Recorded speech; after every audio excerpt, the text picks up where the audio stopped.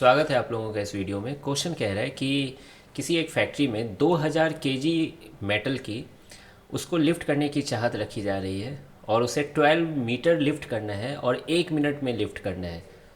तो पूछा गया है कि उस इंजन इंजन की यूज करना होगा, है ना, हाथ से थोड़ी उठा पाएंगे 2000 केजी। तो उस इंजन की हॉर्स पावर मिनिमम कितनी होनी चाहिए ताकि हम ऐसा कर सकें मिनिमम। ठीक है, तो देखिए मैंने यहाँ डायग्राम बना दिया है, थोड़ा मास है ना, H12 metre, time equal to 0 और टाइम 1 मिनट 60 सेकेंड पे।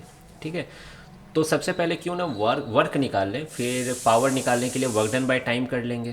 क्लियर है ये चीज़।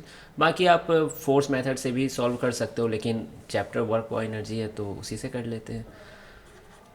तो देखिए आपने पढ़ा है net work done equal to क्या होता है, चेंज इन काइनेटिक एनर्जी होता है ना।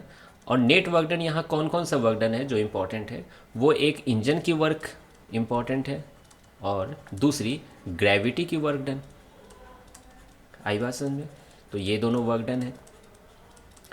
अब देखिए इंजन की वर्क तो निकालनी ही है, तो इसको मैं इंजन ही रहने देता हूँ।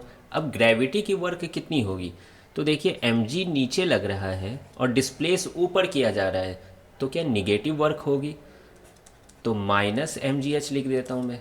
समझ रहा हूँ ना, फोर्स और डिस्प्लेसमेंट अपोजिट डायरेक्शन में है। अब देखिए इनिशियल काइनेटिक एनर्जी जीरो है ना, उठाया जा रहा है, और फाइनल काइनेटिक एनर्जी पे कोई चर्चा नहीं किया गया है, तो उसे आप जीरो ही मानिए। क्यों, मेटल को उठा के रखा ही तो जाता है, फेक थोड़ी दिया जाता है। ठीक है, तो फाइनल काइनेटिक एनर्जी भी आप जीरो लिख सकते हो, लेकिन मैंने नहीं लिखा। क्यों, एक चीज़ और समझाना चाह रहा हूँ। वर्क इंजन क्या हो जाएगा, mgh प्लस के एफ। अब यहाँ पर इसकी मिनिमम वैल्यू पूछी गई है, तो काइनेटिक एनर्जी ही जीरो कर दीजिए, सबसे मिनिमम हो जाएगा। ठीक है, और दूसरे सेंस में इसलिए भी मिनिमम पूछा जा सकता है क्योंकि जब आप कोई वर्क करते हो तो और भी बहुत सारी रेजिस्टिव फोर्सेज होती हैं। ठीक है, तो आप उसको यहाँ नेग्लेक्ट कर रहे हो, तो ये तो एकदम मिनिमम मिनिमम हुआ। आई बात समझ में। तो कुछ भी बात हो, वर्क मिनिमम कितनी आ गई, mgh के बराबर आ गई। क्लियर है। अभी मैं डाटा नहीं पुट कर रहा हूँ, बाद में पुट करूँगा इकट्ठे।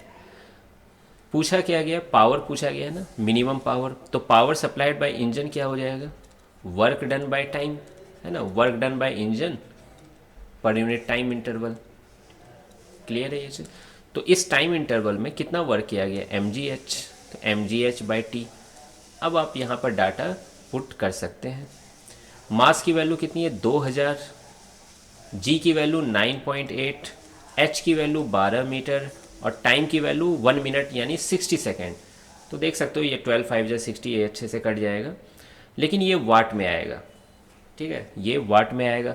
तो क्यों ना यहीं पर हॉर्स पावर में भी चेंज कर लें, क्या ऐसा कर लो।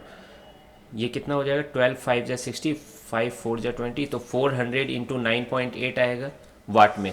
इसे अगर हॉर्स पावर में चेंज करेंगे तो 746 से डिवाइड करना पड़ेगा।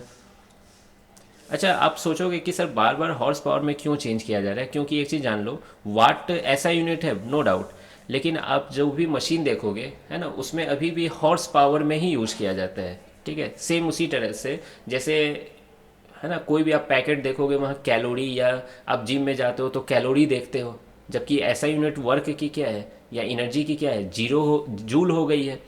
लेकिन आप कैलोरी अभी भी देखते हो क्योंकि ये फेमस है ना, पुराने ज़माने में यूज़ किया जाता था, आज भी यूज़ किया जा रहा है इसे। ठीक है, उसी तरह जब फैन रोटेट करती है आप रेडियन पर सेकंड में ओमेगा बोलते हो, लेकिन देखिए सब जगह जहाँ भी रोटेशन होता है मोटर का वहाँ आरपीएम में लिखा रहता है। ठीक है, तो ये ज़्यादा यूनिवर्सली एक्सेप्टेड है ये सब चीज़ें। तो अब आप इसको डिवाइड कर लेना कैलकुलेटर से, ये आ रहा है 5.25 हॉर्स पावर, 5.25 हॉर्स पावर। इसको अप्रॉक्स में आप 5.3 हॉर्स पावर ऑब्वियसली लिख सकते हो। तो ये रही पावर ऑफ इंजन। तो आई होप कि आपको ये सॉल्यूशन समझ में आया होगा। मिलते हैं फिर नेक्स्ट वीडियो में।